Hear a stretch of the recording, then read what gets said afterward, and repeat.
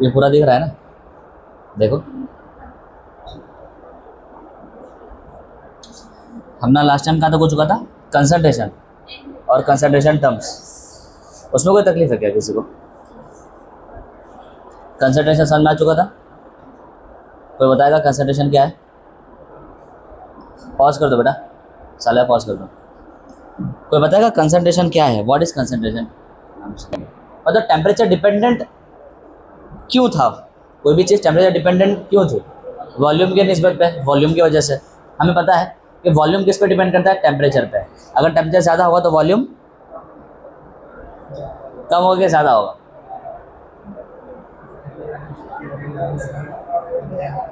हाँ, चीज़ें एक्सपांड होगी ना, एनर्जी आएगी उनके पास। अरे पानी को का टेम्परेचर बढ़ाते हो तो पानी का सिकुड़ जाता है, बर्फ़ बन जाता है। पानी का बनता है, गैस बनता है ना, गैस का वॉल्यूम ज़्यादा है, गैस वॉल्यूम ज़्यादा ऑक्यूपाई करेगा। 10 लीटर पानी लो और 10 लीटर गैस लो, 10 लीटर पानी लो और 10 लीटर पानी के भाप ले लो, मतलब कौन ज़्यादा जगह घेरेगा? किसके अंदर एबिलिटी ज़्यादा है जगह घेरने? भाप के अंदर। सर भाप तो ये क्या है, 10 लीटर का भाप इधर पूरा इसमें आ जाएगा, लेकिन 10 लीटर पानी तो सर इतने एरिया में फैला रहेगा। भाई ऐसे ही तो है, क्योंकि वो वॉल्यूम कम ऑक्यूपाई कर रहा है लिक्विड। जितनी एनर्जी ज़्यादा होगी उतना वॉल्यूम ज़्यादा बड़ा होगा जनरली। तो higher temperature means higher volume, ज़्यादा वॉल्यूम, और कम टेम्परेचर यानी कम वॉल्यूम। ठीक है, तो चूंकि कुछ कंसंट्रेशन टर्म्स जैसे कि मोलारिटी या परसेंटेज मास बाय वॉल्यूम, देखो यहाँ पे तो देखो तुमको वॉल्यूम कहीं दिखेगा नहीं, लेकिन जूम करके देखोगे, जूम करके देखो इसको। जूम करने का मतलब फॉर्मूला देखो इसका, mole upon volume, number of mole upon volume. तो जैसे तुमने इसको जूम करके देखा, नीचे क्या दिख गया? वॉल्यूम दिख गया। और यहाँ तो सर ऐसे दिख जा रहा है वॉल्यूम है। तो चूंकि इनके अंदर वॉल्यूम का टर्म आ चुका है, और हमें पता है कि वॉल्यूम टेम्परेचर पे डिपेंड करता है। टेम्परेचर बढ़ाओगे वॉल्यूम बढ़ेगा, टेम्परेचर घटाओगे वॉल्यूम घटेगा। तो टेम्परेचर के बढ़ने घटने की वजह से वॉल्यूम बढ़ेगा घटेगा, और वॉल्यूम के बढ़ने और घटने की वजह से ये जो बंदा है मोलारिटी, ये जो बंदा है परसेंटेज मास बाय वॉल्यूम, ये बंदे की वैल्यू क्या होगी? चेंज होगी। और ये दोनों है क्या? Concentration terms. यानी कंसंट्रेशन टर्म्स टेम्परेचर पे डिपेंड कर, हम ये बोल सकते हैं कि टेम्परेचर बढ़ेगा घटेगा, वॉल्यूम बढ़ेगा घटेगा, वॉल्यूम बढ़ेगा घटेगा, तो ये जो कंसंट्रेशन टर्म्स है ये भी क्या होंगे? चेंजेस होंगे, ये भी बढ़ेगी घटेगी। तो इसीलिए इनको क्या बोलना है? टेम्परेचर डिपेंडेंट कंसंट्रेशन टर्म्स, ये टेम्परेचर पे निर्भर रहने वाले कंसंट्रेशन टर्म। लेकिन कुछ कंसंट्रेशन टर्म्स ऐसे भी होते हैं जो टेम्परेचर पे डिपेंड करते हैं, टेम्परेचर डिपेंड नहीं करते हो। For example molality, molality small m, molality small m, इसको जूम करके देखोगे, यानी इसका फॉर्मूला जब देखोगे तो पता चलेगा कि number of mole divide by mass, mass लिया नंबर ऑफ मोल। अरे टेम्परेचर 50 डिग्री हो जाए या 500 डिग्री हो जाए, अगर एक मोल है, एक मोल यानी 6.022 लोग है, तो तब भी उतने ही रहेंगे, 500 में भी उतने ही रहेंगे। भाई 1 मोल के अंदर कितने लोग आते हैं? नौशीन बताओ तो बेटा, 1 मोल के अंदर कितने लोग आते हैं? 1 मोल पार्टिकल मतलब कितना है पता है? किसको पता है 1 मोल पार्टिकल यानी कितने पार्टिकल? कौन बोलेगा आंसर? 6.022 into 10⁻23 particle. अब 500 डिग्री हो या 5 डिग्री हो, बंदे तो इतने ही रहेंगे ना, अगर इतने हैं तो इतने ही रहेंगे। तो नंबर ऑफ मोल टेम्परेचर पे डिपेंड करता नहीं है। टेम्परेचर बढ़ाओ तब भी इतने, अगर इतने लोग हैं तब भी उतने ही रहेंगे। टेम्परेचर घटाओ तो अगर इतने लोग हैं तब भी उतने ही रहेंगे। जब तक कि तुम एक्स्ट्रा लोगों को नहीं डालोगे तब तक वो चेंज होने वाले नहीं है, सीधी सी बात है। आ रही बात समझ में? अगर ऐसा होने लगा कि टेम्परेचर बढ़ाओ तो मोल भी बढ़ जाएगा, तो फिर मजा ही आ जाएगी। फिर तो कभी हमको पैसा खर्चा ही करना नहीं पड़ेगा। कैसे सर? अरे मैं एक केला लाऊंगा, मेरे पास 6 लोग हैं, मुझे 6 केले चाहिए, तो मैं क्या गर्म कर दूंगा उसको, तो 1 केले के 6 केले बन जाएंगे। बस यही हो गया कि टेम्परेचर बढ़ता हो मोल भी बढ़ रहा है। आ रही बात समझ में? दाल चावल का भी टेंशन नहीं, दाल चावल तो पता नहीं कितना कितना बन जाता दाल, क्योंकि जब तक उबलता इतना सारा दाल हो चुका होता, मोहल्ले में बांट देते। तो कहने का मतलब है कि नंबर ऑफ मोल यानी नंबर ऑफ बंदे टेम्परेचर पे डिपेंड करते नहीं है। जितने बंदे हैं कम टेम्परेचर भी उतने ही रहेंगे, और अगर टेम्परेचर ज़्यादा है तब भी उतने ही रहेंगे, अनलेस अनटिल आप दूसरे बंदे को ऐड ना करो, वो तो अलग ही फिर कहानी बन गई। तो नंबर ऑफ मोल भी चेंज नहीं होने वाला और वजन भी चेंज होने वाला नहीं है। नमक अगर 500 पे तुमने 5 किलो लिया है, तो 100 डिग्री सेल्सियस में भी 5 किलो ही रहेगा, 1000 डिग्री में भी कितना रहेगा, 5 किलो ही रहेगा, 2000 डिग्री में भी कितना रहेगा, 5 किलो ही रहेगा। बस वो लिक्विड बन जाएगा वो बात अलग है, गैस बन जाएगा वो बात अलग है, बट रहने वाला तो 5 किलो ही है। उसको -500 डिग्री सेल्सियस पे लाओ तब भी वो उतना ही रहेगा, कितना भी तुम माइनस प्लस कर लो, टेम्परेचर को चेंज कर लो, वजन उतना का उतना ही रहेगा। बस क्या बदलेगा, स्टेट बदल सकता है। क्या बदल सकता है, स्टेट। भाई नमक पिघल गया, नमक गैस बन गया, बस ये चेंज होगा, वजन चेंज होने वाला तो नहीं है। तो तुम देख रहे हो ये मोलालिटी के अंदर जो दोनों बंदे हैं ना, जूम करके देखने पर पता चल रहा है ये दोनों बंदे टेम्परेचर पे डिपेंड कर रहे हैं नहीं है। तो ये जो बंदा है इसको हम लोग क्या बोलेंगे, टेम्परेचर इंडिपेंडेंट कंसंट्रेशन टर्म्स। क्या बोलेंगे, टेम्परेचर इंडिपेंडेंट, डिपेंडेंट नहीं, इंडिपेंडेंट कंसंट्रेशन। उसी तरह से एक बंदा एक और है, परसेंटेज मास बाय मास। ये तो सर ऑटोमेटिकली दिख ही जा रहा है, इसको तो जूम करके देखने की जरूरत ही नहीं है। यानी इसका डिजाइन ही ऐसा किया है, इसका लोगो ऐसा बनाया है, इसका जो सिंबल है इस बंदे का, इसके अंदर ऑटोमेटिकली सब कुछ दिख जा रहा है। हाँ, इसका सिंबल ऐसा डिजाइन किया साइंटिस्ट लोग ने कि तुमको इसको जूम करके यानी इसका फॉर्मूला देखना पड़ेगा, तब जाके पता चलेगा। यहाँ तो ऐसे पता चल जा रहा है कि सर ऊपर भी मास है, नीचे भी क्या है, मास है, और अभी देखा मास चेंज होता नहीं है टेम्परेचर पे, तो ये भी क्या हो जाएगा, टेम्परेचर इंडिपेंडेंट हो जाएगा। खिड़की तो खुली है, सही बात है। जैनब क्या कर रही हो, खिड़की तो बंद करो।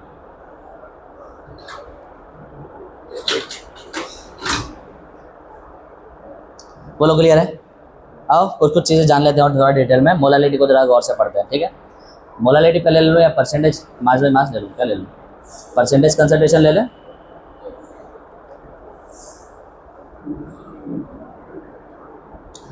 चलो भाई लगता है जैनब को आता है, तो उसी को स्टार्ट करेंगे, उसी से पूछना स्टार्ट करते हैं। कैसे सीख रहा बोलेगी, कंसंट्रेशन टर्म्स। नंबर 1 हम लेंगे परसेंटेज कंसंट्रेशन। परसेंटेज कंसंट्रेशन क्या लेंगे, नंबर 1 परसेंटेज कंसंट्रेशन। इसके अंदर एक कैटेगरी मैं ले लेता हूँ परसेंटेज मास बाय मास। क्या लेता हूँ, परसेंटेज मास बाय मास। हम टेम्परेचर इंडिपेंडेंट डिपेंडेंट का कोई मुद्दा भी नहीं रखना है, वो तो मैं समझा दिया। बताइए क्या परसेंट डिपेंडेंट, टेम्परेचर डिपेंडेंट के इंडिपेंडेंट, ये क्या होगा, इंडिपेंडेंट होगा। ऊपर भी मास है नीचे भी मास है, टेम्परेचर कितना भी बदल लो कुछ नहीं होने वाला, वो तो पता चल चुका तुम लोग को। खैर हाँ अब बताओ, ये देखो जरा, यहाँ पे 3 चीज़ है, 3 चीज़, हाँ 3 चीज़ है, 3 चीज़ क्या, 4 चीज़ें यहाँ पे। पहला तो क्या है, परसेंटेज दिख रहा है। दूसरा न्यूमरेटर में मास दिख रहा है।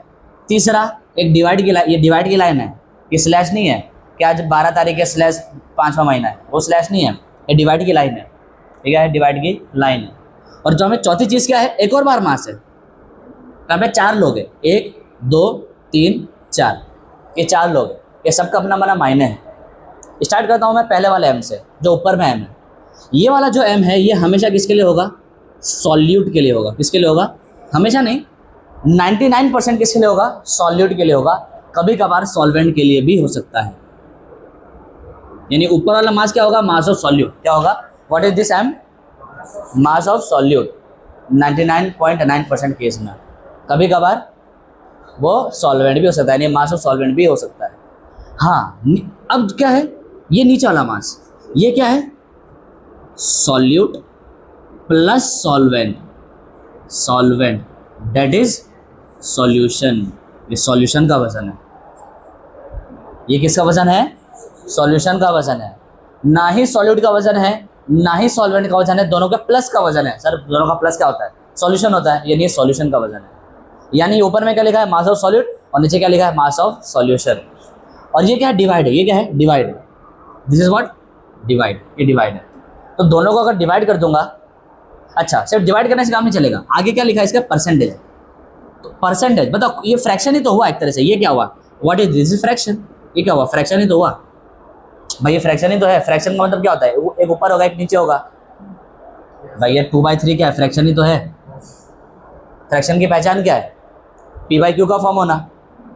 p/q का फॉर्म होगा तो क्या होगा, वो फ्रैक्शन होगा, है ना। ये फ्रैक्शन में लिखा हुआ है 2/3, 3 हिस्सा है टोटल, उसमें से 2 हिस्सा तुमने ले लिया, खा लिया, दे दिया, जो भी है। So this is fraction.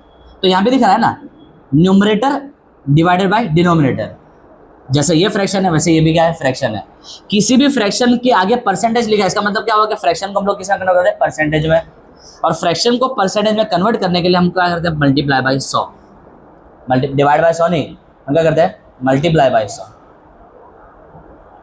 हम क्या करते हैं, फिर से मल्टीप्लाई बाई 100, डिवाइड बाई 100 करते नहीं है, ध्यान रखना। 2 डिवाइडेड बाई 3 ये फ्रैक्शन है। अब मैं फ्रैक्शन से कहाँ जाना चाह रहा हूँ, परसेंटेज में। कहाँ जाना चाह रहा हूँ, परसेंटेज में। तो फ्रैक्शन से परसेंटेज में जाने के लिए हम क्या करेंगे, मल्टीप्लाई बाई 100 करेंगे। तो सर यहाँ पे भी तो वही है, ये रहा फ्रैक्शन और ये रहा परसेंटेज। आ रही बात समझ में? तो कन्वर्ट कर दो इस फ्रैक्शन को परसेंटेज में, कन्वर्ट कर दो तो तुम्हें पता चलेगा कि ये ऐसा लिखा है, मास of solute divided by mass of solution multiply by 100। यानी इस पूरे का जो फोटो है ना, असल में ये है, यानी ये तुम्हारा फॉर्मूला मैंने बनाया है इसका सिंबल इतना ज़ोरदार डिज़ाइन किया है साइंटिस्ट लोग ने, इसका सिंबल को कोई अगर समझ जाएगा तो फॉर्मूले पे ऑटोमेटिकली आ जाएगा। अलग से फॉर्मूला रट्टा मारने की जरूरत नहीं, बस सिंबल को समझ लो। कई बच्चे मल्टीप्लाई बाई 100 भूल जाते हैं, या उनको ऐसा लगता है परसेंटेज है ना डिवाइड बाई 100, तो डिवाइड बाई 100 कर देंगे। अबे वो क्यों करना, ऊपर मास है तो मास रट लिया, लेकिन मास किसका रखना है, मेरा रखना है क्या, तुम्हारा मास रखना है, कोई पता ही नहीं। तो बस ये छोटी छोटी चीज़ें जो मैंने बताई उसको बस दिमाग में रख लो। तो भाई ऊपर वाला मास किसके लिए होगा, सॉल्यूट के लिए होगा, या तो कभी कभार किसके लिए हो सकता है, सॉल्वेंट के लिए। नीचे वाला मास किसके लिए होगा, सॉल्यूशन के लिए होगा। डिवाइड का मतलब दोनों को डिवाइड कर देना है और परसेंटेज यानी 100 से मल्टीप्लाई कर देना है। लो फॉर्मूला तुम्हारा तैयार है। तो ये पूरा फॉर्मूला किसका है भाई, ये पूरा फॉर्मूला किसका है, is equal to percentage mass by mass. बोलो क्लियर है? ये तो हो गया फॉर्मूला समझना, ये तो क्या हो गया भाई, फॉर्मूला समझना। अब ये कहना क्या चाहता है वो भी तो इम्पोर्टेंट है भाई, ये कहना क्या चाहता है वो भी तो इम्पोर्टेंट है। मान लो कहीं पे दिया हुआ है इस तरह से, कहीं पे इस तरह से एग्जांपल में दिया हुआ है 20%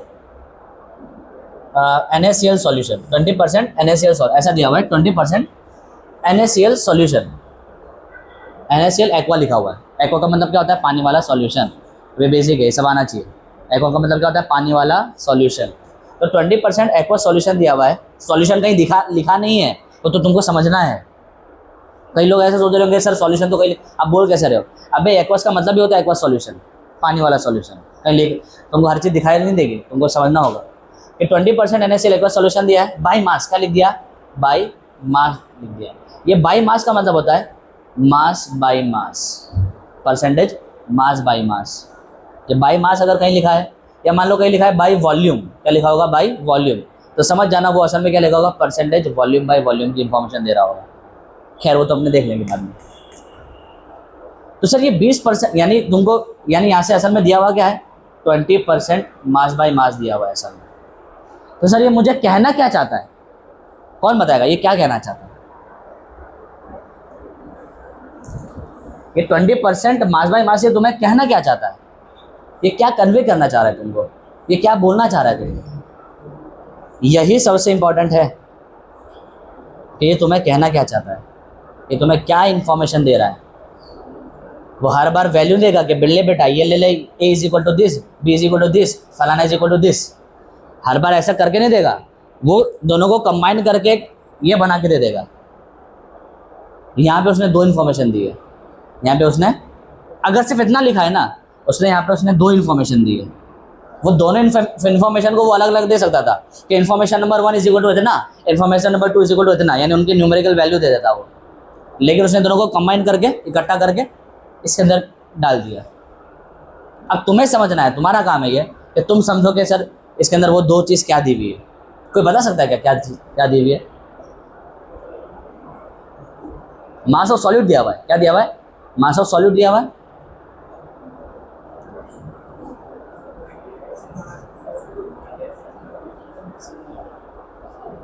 हंड्रेड % कैसे लोगे तुम? अगर तुम ये बोलोगे लेबोरेटरी में जाके बनाने जाओगे तो तुम 100% सॉल्यूशन लोगे, फिर 20% सॉल्यूट लोगे, तो कैसे लोगे? 20% कैसे लोगे तुम? मैं अगर तुमको बोलूँगा 20% नमक निकालो, तो वो कैसे निकालोगे? तो तुम परसेंट बोल रहे हो, वही तो नहीं समझना है। हाँ, इसका मतलब यही है। बिल्कुल सही बात, बिल्कुल सही बात, बिल्कुल सही बात। इसका मतलब ये है, मैं बताऊंगा कैसे। तुमको अगर लॉजिकली नहीं समझ में आ रहा है तो तुम फॉर्मूले से भी समझ सकते हो इसको। अगर ये लॉजिकली नहीं समझ में आ रहा है तो उसको तुम फॉर्मूला में ढाल करके भी समझ सकते हो। ये असल में ये बोल रहा है कि अगर हमारे पास अगर 100 ग्राम सॉल्यूशन है, सॉल्यूट नहीं, सॉल्वेंट नहीं, सॉल्यूशन है, वो भी कितना ग्राम। सर ग्राम क्यों, ml क्यों नहीं लिया? अबे मास बाई मास है ना, ऊपर भी मास नीचे भी मास। ऊपर वाला मास किसके लिए? सॉल्यूट के लिए। नीचे वाला मास सॉल्यूशन के लिए, तो ग्राम ही तो लेंगे सॉल्यूशन। बात आ रही समझ में? ग्राम में ही तो लेंगे सॉल्यूशन को, क्योंकि नीचे सॉल्यूशन का जो पैरामीटर है वो किस में दिया गया है? मास में दिया गया है। सॉल्यूशन का वजन तो होगा ना, सॉल्यूशन का वॉल्यूम भी होगा बट वजन भी तो होगा, तो यहाँ पे वजन को लिया गया है सॉल्यूशन के। तो इसका मतलब क्या हुआ कि अगर हमारे पास 100 ग्राम सॉल्यूशन है तो उस 100 ग्राम के सॉल्यूशन को बनाने के लिए 20 ग्राम क्या लिया है हमने? सॉल्यूट लिया है। सॉल्यूट क्यों सर? ठीक है, ऊपर वाला किसके लिए होता है? सॉल्यूट के लिए ही तो होता है। मैंने अभी बोला था थोड़ी देर पहले कि 99.9% क्या रहेगा? ऊपर वाला सॉल्यूट के लिए ही रहेगा। तो तुम अगर कहीं कुछ नहीं दिया हो ना तो ऑटोमेटिकली तुम क्या मानोगे? सॉल्यूट ही मानोगे। हमेशा यही मानना है। रेयर केस में, वेरी वेरी रेयर केस में शायद ये सॉल्वेंट हो सकता है, वो होगा तो बोल देगा। तो इसका मतलब क्या हुआ कि जो 20 वाली वैल्यू है नहीं 20 है, 20 ऊपर वाले के लिए। बात आ रही समझ में? तो इसका जब भी ये ऐसा लिखा हुआ है, देखो ये तो मैंने लॉजिकली समझा रहा हूं, फिर मैं फॉर्मूला मेथड से भी बताऊंगा कि तुम कैसे इस स्टेटमेंट पर पहुंचोगे। तो ये क्या कहना चाह रहा है कि अगर ये इंपॉर्टेंट है, ये इफ है ना, ये बड़ा इंपॉर्टेंट है कि अगर तुम्हारे पास 100 ग्राम सॉल्यूशन है तब जा करके 20 ग्राम क्या रहेगा? सॉल्यूट रहेगा। अगर 20 ग्राम सॉल्यूट है तो बताओ 80 ग्राम क्या होगा? सॉल्वेंट होगा, क्योंकि सॉल्यूशन 100 ग्राम है और सॉल्यूशन के अंदर 2 लोग होते हैं, और 2 लोग में से पहला बंदा अगर 20 ग्राम है तो दूसरा बंदा क्या होगा? 80 ग्राम होगा, तभी तो टोटल मिला के 100 ग्राम आएगा आंसर। यानी यहां से तुमको एक तीसरी इंफॉर्मेशन ऑटोमेटिकली पता चल जा रही है। 2 तो सीधा सीधा पता चल रहा है, तीसरी इंफॉर्मेशन ये वाली 2 तो पहले ही पता चल गया। एक तीसरी इंफॉर्मेशन ऑटोमेटिकली क्या पता चल रही है कि 80 ग्राम क्या है? सॉल्वेंट है। क्या है भाई? 80 ग्राम सॉल्वेंट है। सॉल्वेंट क्या होगा? पानी होगा, कुछ नहीं था तो पानी लेके चलो। सॉल्यूट यहाँ पे कौन है? NaCl है। सॉल्यूट यहाँ पे कौन है? NaCl। और सॉल्वेंट कुछ नहीं, अच्छा दिया हुआ है ना यहाँ तो, एक बार दिया हुआ है भाई, यहाँ तो दिया हुआ है ना एक बार, यानी क्या है? सॉल्वेंट पानी है। तो अब रिवर्स मारो, बताओ अगर मैं 80 ग्राम पानी लेता हूँ, 20 ग्राम NaCl लेता हूँ, दोनों को मिला दूंगा तो वजन कितना आ जाएगा सॉल्यूशन का? 100 ग्राम आ जाएगा। तो तुम यही तो बोलोगे कि सर 100 ग्राम सॉल्यूशन में 20 ग्राम नमक है, यही तो बोलोगे ऐसा। अरे समझे कि नहीं समझे? अब ये इफ की क्या कहानी? इफ का मतलब होता है अगर 100 ग्राम सॉल्यूशन है तो जरूरी क्या मैंने 100 ग्राम ही ले रखा है, या मुझे सामने वाले 100 ग्राम ही दे रखा है सॉल्यूशन? हो सकता है कि 200 ग्राम सॉल्यूशन दे दे मुझे। भाई सामने वाला बंदा मुझे 200 ग्राम भी तो दे सकता है, जिसका कंसंट्रेशन क्या होगा? 20% होगा। तो अगर 100 ग्राम दे रखा होगा तब जाके 20 ग्राम मिलेगा। 200 ग्राम पे तो कितना मिलेगा? उसका डबल हो जाएगा। कितना मिलेगा? 40 ग्राम। समझ रहे हो? 20% का मतलब क्या है कि अगर तुम्हारे पास 100 ग्राम है तब, लेकिन अगर 200 ग्राम हुआ तो तब इसका डबल करोगे तो इसका भी क्या हो जाएगा? डबल। इसका भी क्या हो जाएगा? डबल। इसका डबल करोगे कितना? 200 हो जाएगा। तो 200 में इसका डबल करोगे तो 40, इसका 180, 160 और 40 वापस से क्या हो जाएगा? 200। और अगर मान लो 20% मैंने तो दिया ही है, लेकिन अब की बार 200 नहीं दिया, 100 ग्राम नहीं दिया, 50 दिया। कितना दिया? 50 ग्राम। तो बताओ 50 ग्राम के हिसाब से सॉल्यूशन कितना होगा? सॉल्यूट कितना होगा? आप सर वहाँ ले लीजिए, वहाँ एक्चुअली मैं वहाँ पे वीडियो बनाने में तकलीफ होती है, रिफ्लेक्शन काफ़ी आता है।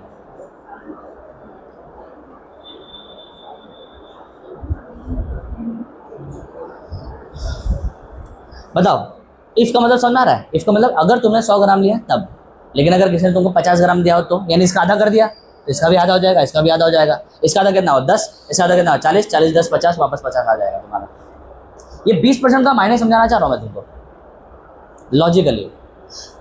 अगर किसी को लॉजिक, अच्छा ठीक है लॉजिकली और थोड़ा अगर मान लो मैंने इतना एग्जाम्पल नंबर ये क्या है? 1 है, example number 1, example number 2, formula wise मैं समझाऊंगा, सबर रखो जरा, लॉजिकली पहले जान लो।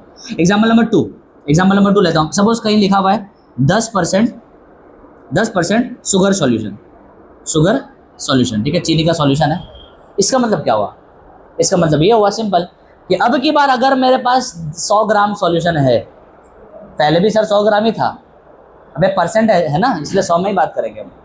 कि अगर हमारे पास अगर कुछ नहीं दिया तब, तुमको नहीं दिया कि भाई 1000 ग्राम है कि कितना है, तुमको बस ये लिख के दे दिया, तो तुम इसका मतलब क्या समझो कि अगर मेरे पास 100 ग्राम चीनी का सॉल्यूशन है, अगर मेरे पास क्या है 100 ग्राम चीनी का सॉल्यूशन है, तो उस 100 ग्राम को बनाने के लिए 10 ग्राम मैंने चीनी ली होगी और बाकी का क्या होगा 90 ग्राम क्या होगा पानी होगा, बाई मास, क्या बाई मास। यानी 10 ग्राम क्या होगा चीनी होगा, 90 ग्राम क्या होगा पानी होगा, मिला के क्या हो गया 100 ग्राम। लेकिन अगर 100 ग्राम लिया है तब, अगर मैंने यही कंसंट्रेशन अगर मैंने ले लिया 200 ग्राम, यही कंसंट्रेशन वाला सॉल्यूशन मैंने कितना ले लिया 200 ग्राम, तो 100 ग्राम में अगर 10 है तो 200 ग्राम में कितना चीनी होगा 20 होगा, क्या 10। अगर 100 ग्राम में भाई 10% का मतलब क्या हुआ यार, कम ऑन भाई 10% का मतलब क्या हुआ, मैं क्या समझा रहा हूँ तुम लोग को कि इफ 100 ग्राम सॉल्यूशन है, चीनी का सॉल्यूशन है, तो उसके अंदर मैं झागूंगा तो पता क्या चलेगा कि 10 ग्राम क्या है शुगर है प्लस 90 ग्राम क्या है H2O है। लेकिन वो तो 100 ग्राम लूँगा तब ना, ये इफ इम्पॉर्टेंट है। अगर तुम्हारे पास 100 ग्राम है तो अगर 200 हो गया तो कितना हो जाएगा डबल हो जाएगा, तब कितना ग्राम चीनी होगा मेरे पास, कितना ग्राम होगा, हाँ कितना, हाँ जोर से बोलो 20 ग्राम होगा, डबल हो जाएगा, सिंपल सी बात है।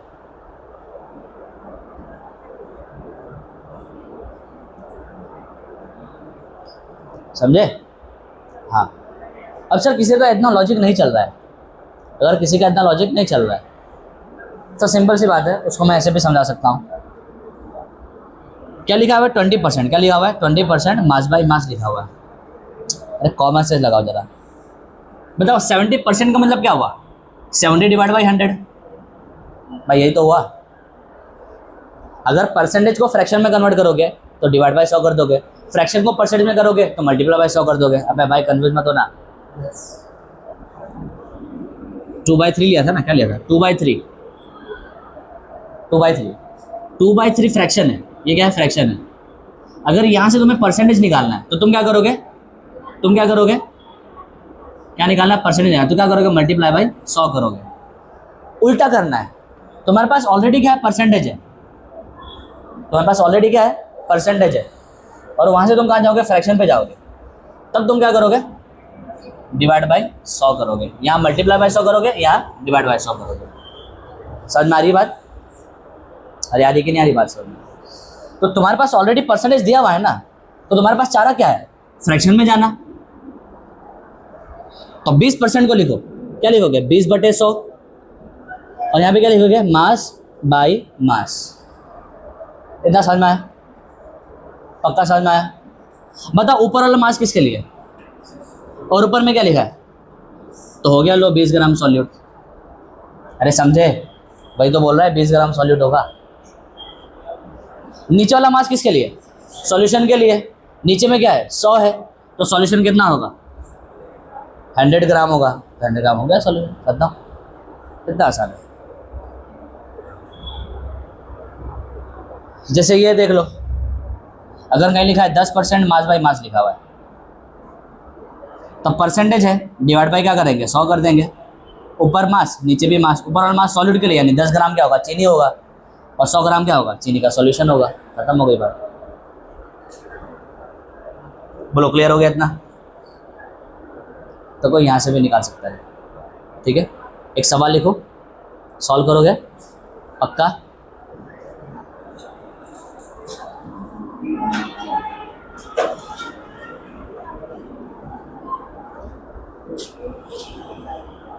सबसे पहले तो हेडिंग डालो कंसंट्रेशन टर्म्स, और उसके अंदर नंबर 1 लिखो percentage concentration.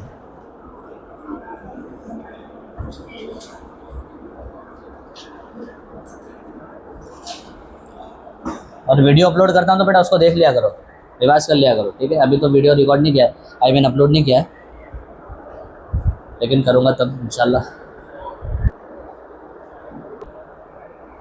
Volume of solute divide by volume of solution, और परसेंटेज है ना, तो क्या करेंगे मल्टीप्लाई बाई 100, कुछ नहीं, बस इतना आसान है।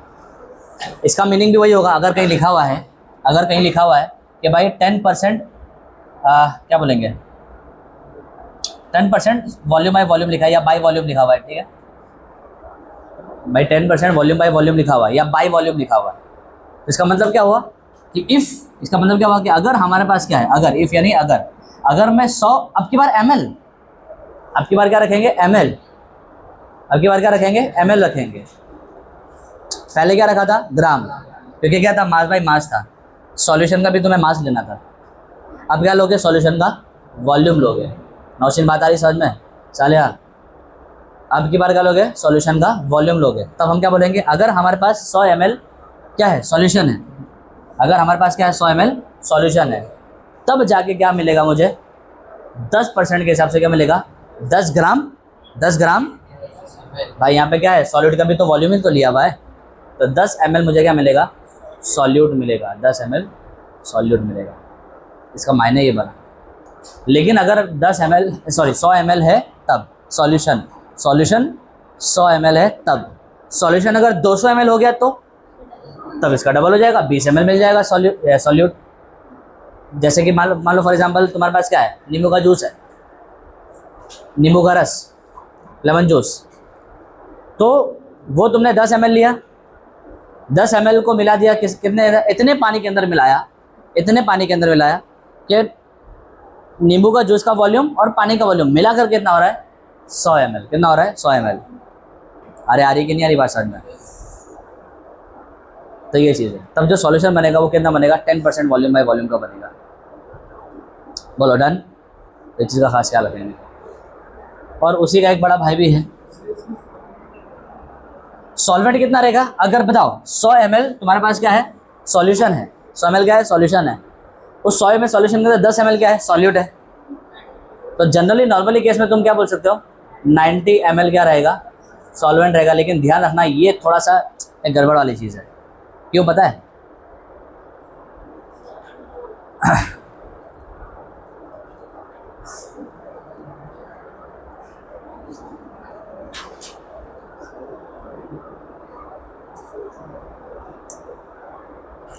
सुनो, अब जब तुम्हें सवाल किया तो सुनो, देखो समझो।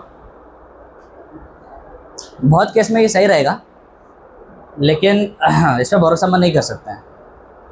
क्यों भरोसा नहीं कर सकते? बिकॉज जैसे परसेंटेज मास बाई मास में था कि अगर तुम्हारे पास 10% मास बाई मास है तो तुम क्या बोलते थे कि अगर 10 ग्राम सॉल्यूट होगा तो बाकी का 90 ग्राम क्या होगा, सॉल्वेंट होगा। क्यों? क्योंकि मास कंजर्व होता है। मास क्या होता है, कंजर्व। मास हमेशा बचा रहेगा।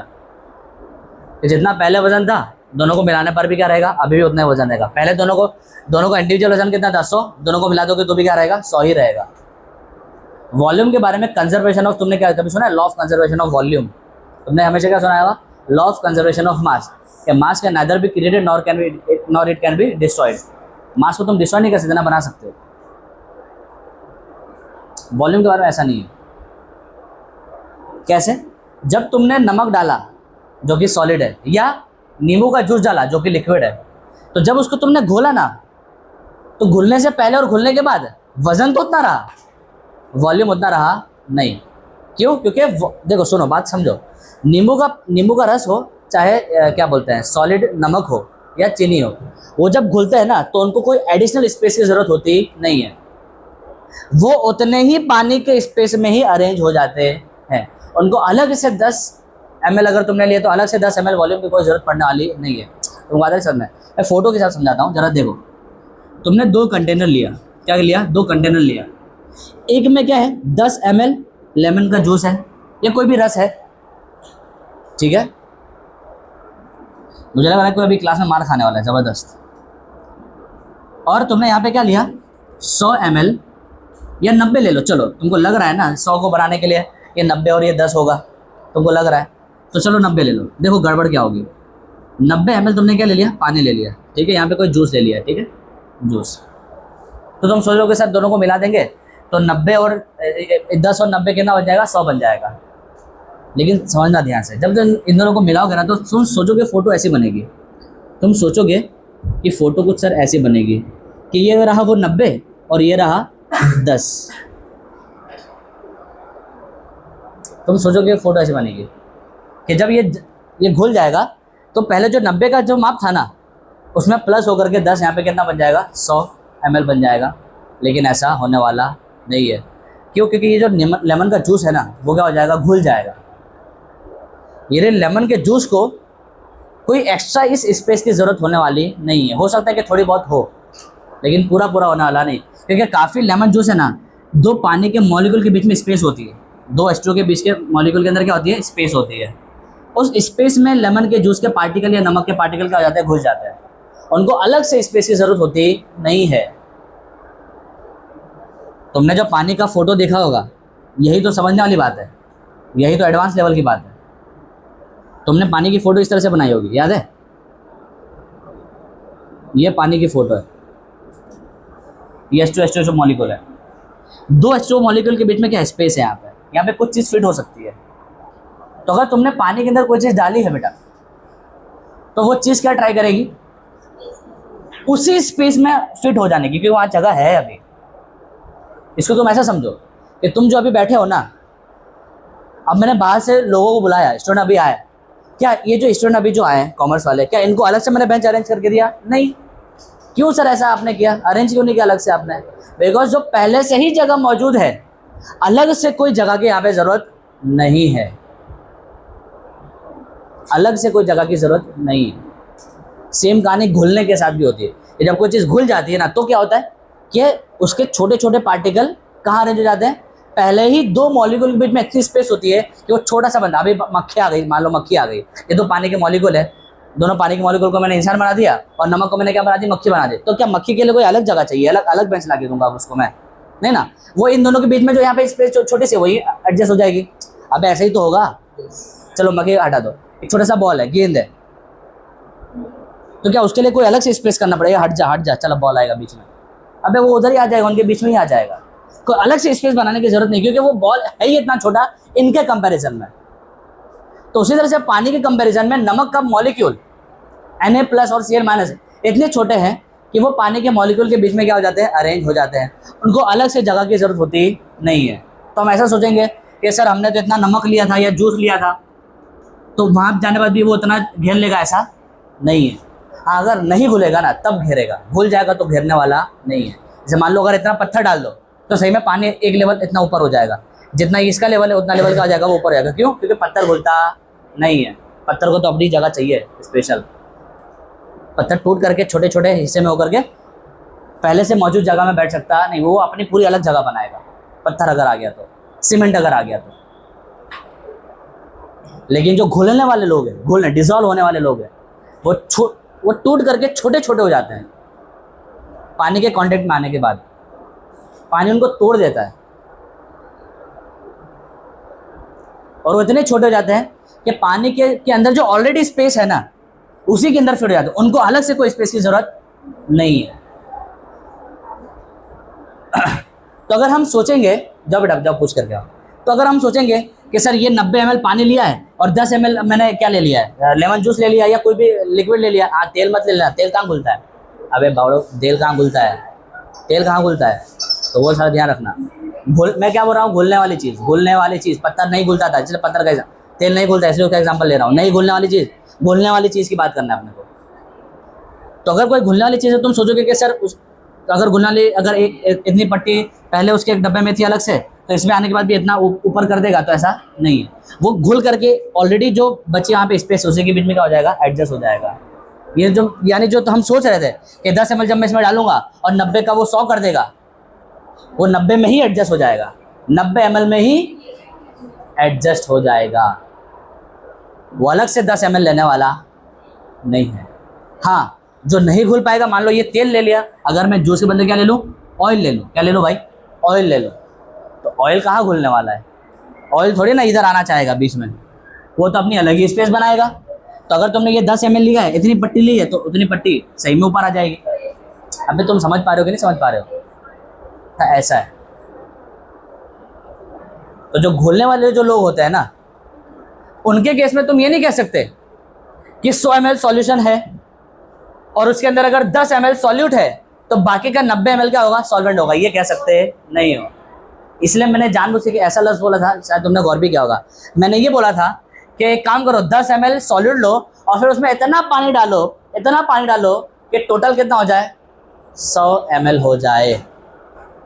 अब वो पानी का जो तुमने डाला है वो हो सकता है 90 ml भी हो सकता है कि 99 ml भी हो। समझ रहे हो? यानी मैं क्या करूँगा, एक डब्बा लूँगा, मैं क्या करूँगा, इसको बनाएंगे कैसे, वो जरा समझो बात को। इसको बनाएंगे कैसे, मैं एक डब्बा लूँगा, उस डब्बे के अंदर क्या करूँगा, पहले से ही 10 ml का डाल दूंगा, लेमन का रस डाल दूंगा या कोई भी जूस डाल दूंगा या नमक डाल लो, चलो हटाओ, क्योंकि अगला केस तुमको क्या देखना है, परसेंटेज मास बाई वॉल्यूम। क्या देखना है, उसमें भी तुम नमक लोगे और नीचे क्या लोगे, पानी लोगे, तो नमक सॉल्ट उसका मास लोगे, नीचे वॉल्यूम लोगे।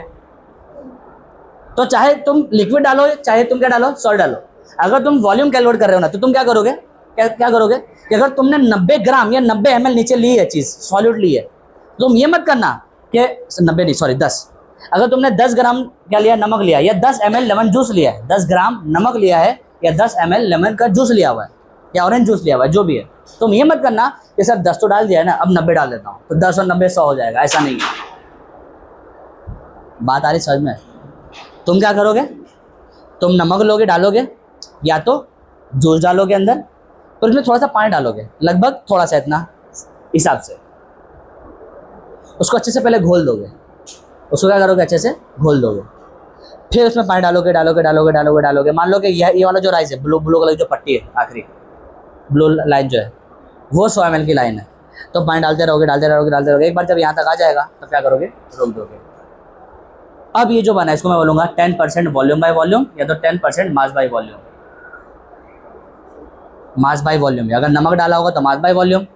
फिर नमक कहाँ ml में डालोगे, नमक ml में डालोगे क्या तुम, 10 ml नमक, हाँ है ना, तो ये चीज़ है। मास बाय मास में उतना टेंशन लेने की जरूरत होती नहीं है। अगर मास बाय मास तुम कैलकुलेट कर रहे हो, तो अगर तुमने 10 ग्राम नमक डाला तो 90 ग्राम जरूरी है कि तुम पानी डालोगे, क्योंकि मास कंजर्व रहता है, दोनों को प्लस करके 100 ही बनेगा।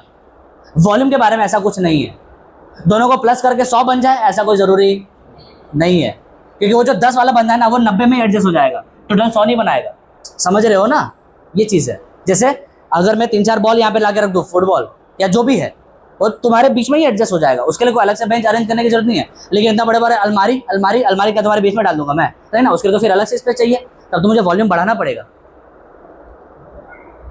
ऐसा है क्या शादान, पसीना निकल गया मेरा, तुम्हारा थोड़े निकला, पसीना तो मेरा निकल रहा है। उफ़,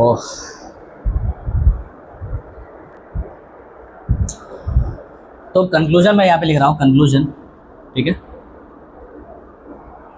तो तुम्हारे पास 100 ग्राम सॉल्यूशन है, इसका मतलब कंफर्म तुम कह सकते हो कि उसके अंदर क्या होगा, मैं मान के चलता हूँ 10 ग्राम है, ठीक है, सॉल्यूट है, तो अगर 10 ग्राम सॉल्यूट होगा तो कंफर्म ये कह सकते हो कि 90 ग्राम क्या होगा, सॉल्वेंट होगा। अगर तुम मान के चलो 20 ग्राम सॉल्यूट होगा, 20 ग्राम सॉल्यूट मान लो, तब ये कितना हो जाएगा, 80 ग्राम होगा, कंफर्म सॉल्वेंट होगा, क्योंकि मास क्या होता है, कंजर्व रहता है। समझना है, 20 ग्राम अगर तुम नमक डालोगे तो घुलने के बाद वो 20 का 5 ग्राम नहीं हो जाएगा, वो अभी भी 10 ग्राम ही रहेगा। समझ रहे हो बात को, ये चीज़ है। लेकिन अगर तुम्हारे पास 100 ml क्या है, 100 ml सॉल्यूशन है, तो ml का मतलब क्या हुआ, मैं वॉल्यूम की बात कर रहा हूँ, किस बात कर रहा हूँ, वॉल्यूम की बात कर रहा हूँ। और मान लो 100 ml सॉल्यूशन का तो तुमने 10 ग्राम नमक घोल के रखा हुआ है, तो तुम ये बिल्कुल कह सकते हो कि इसके अंदर क्या होगा, 10 ग्राम NaCl होगा। लेकिन क्या 90 ग्राम या ml है ना, तो क्या 90 ml पानी होगा, ऐसा कभी मत कह देना। पहली बात तो यूनिटी दोनों की अलग अलग है, 10 ग्राम और 90 ml कभी भी ऐड हो सकते नहीं है, यूनिटी अलग अलग है, दो अनलाइक क्वांटिटी, ये चीज़ है। उसी तरह से अगर तुम्हारे पास 100 ml सॉल्यूशन है और इस बार तुमने सॉलिड सॉल्यूट के बदले तुमने लिक्विड सॉल्यूट लिया, यानी जूस ले लिया, तब तो ठीक है, ये मैच कर जाएगा। 10 ml अगर तुम्हारे पास जूस है, तो क्या तुम कह सकते हो कि 90 ml पानी होगा, ये भी तुम कह सकते हैं नहीं हो। सर क्यों? यहाँ तो यूनिट मैच कर गई ना। अबे यूनिट तो मैच कर गई, लेकिन कॉन्सेप्ट दोनों का मैच करेगा नहीं। ये जो 10 ml है, ये 10 ml जो है वो अलग से 10 ml की जगह लेने वाला नहीं है, वो 90 ml में ही एडजस्ट हो जाएगा। तो तुम सोचोगे कि 10 ml और 90 में मिला के 100 ml हो गया, तो 100 ml नहीं, वो अभी भी सॉल्यूशन भी अभी भी 100 के बदले कितना होगा, वो 90 ml या उसके आसपास ही रहेगा। 100 ml तो कंफर्म से होने वाला नहीं है। अरे बात आ रही है समझ में? ये चीज़ है।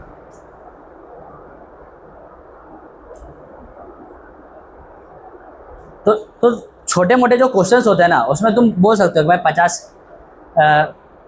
ml जूस डाला और 50 ml पानी डाला तो 100 हो गया, तुम नॉर्मल केस में बोल सकते हो।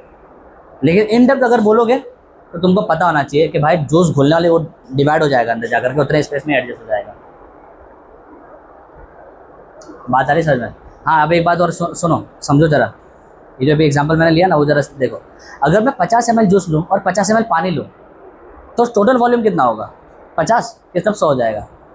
एक मिनट, जब मैंने 10 ml जूस लिया था और 90 ml पानी लिया था, तब तो सॉल्यूशन कितना था? 90 ml के आसपास था। तो अगर मैं 50 ml जूस लेता हूँ और 50 ml पानी लेता हूँ, दोनों आधा आधा लेता हूँ, तब भी क्या वॉल्यूम 50 ml के आसपास रहेगा? नहीं, तब तो क्वांटिटी बहुत ज़्यादा हो गई ना, वॉल्यूम जूस की क्वांटिटी बहुत ज़्यादा हो गई। अब पानी के पास उतनी जगह नहीं मौजूद है कि वो उतने सारे जूस को अपने अंदर एडजस्ट कर ले। अब जैसे कि मैं मान लो यहाँ पे एक ट्रक भर के बॉल ला दूँ, तो क्या तुम्हारे पास जगह है? तो नहीं कि अपने अंदर बीच में सेट ये करोगे, या कहने से तुमको यहाँ पे जगह चाहिए होगी। सेम कहानी यहाँ पे हुई है कि तुम 50 ml जूस ले आओ और 85 ml पानी ले लो, यानी दोनों लगभग आधा आधा ले लो। तो अब पानी के पास उतनी जगह होने वाली नहीं है कि वो अपने अंदर क्या कर ले, एडजस्ट कर ले। तब तो अलग से जगह चाहिए ही होगी, यकीनन सी बात। तब वॉल्यूम कितना होगा? तब वो अप्रोक्स 100 तुम मान सकते हो, जनरल केस में मान सकते हो, मानना ही पड़ेगा। क्लियर है? लेकिन इसका एक एग्जैक्ट मेजरमेंट भी है, by the help of density. Density के जरिए, किसके जरिए? डेंसिटी के जरिए। वो अपने कल देखेंगे, मेरे ख्याल से अभी तुम्हारा हो गया, भर चुका है दिमाग में। मेरे को तो लगा था कि भाई